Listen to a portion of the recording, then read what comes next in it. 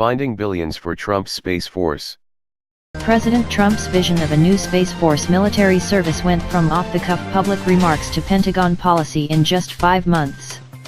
The president has charged the military with carrying out one of the most profound changes in its organizational structure since the Air Force was created in 1947. But ultimately Congress will decide whether Trump's plan achieves liftoff or comes crashing back to Earth. That political debate is looming in 2019 and could hinge on money. The price tag for a Space Force is so far unknown. The Air Force estimates it will cost $13 billion.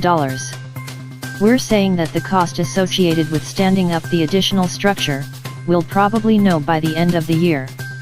We haven't done that cost estimation yet, Deputy Defense Secretary Pat Shanahan said. Once calculated, the tab will be handed to the House and Senate early next year as part of a detailed Pentagon request for legislation needed to create the 6th Service Branch.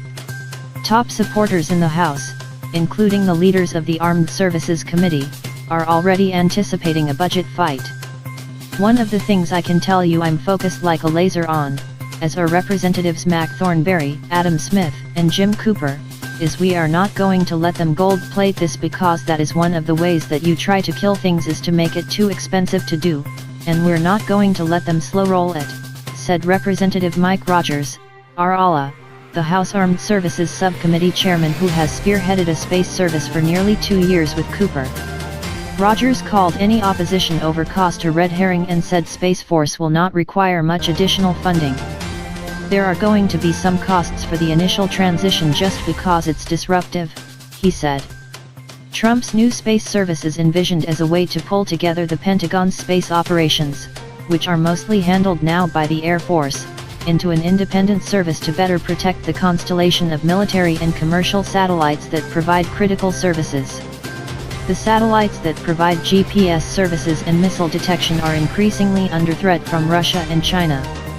The Department of Defense is moving forward with initial steps to strengthen American security in space, and we will continue to work with both parties in Congress to provide the necessary authorities and funding to stand up a new branch of our armed forces, and the United States Department of the Space Force will be a reality by the year 2020, Pence told an audience at NASA's Johnson Space Center in August. MW News. Please subscribe my channel. Thanks for watching.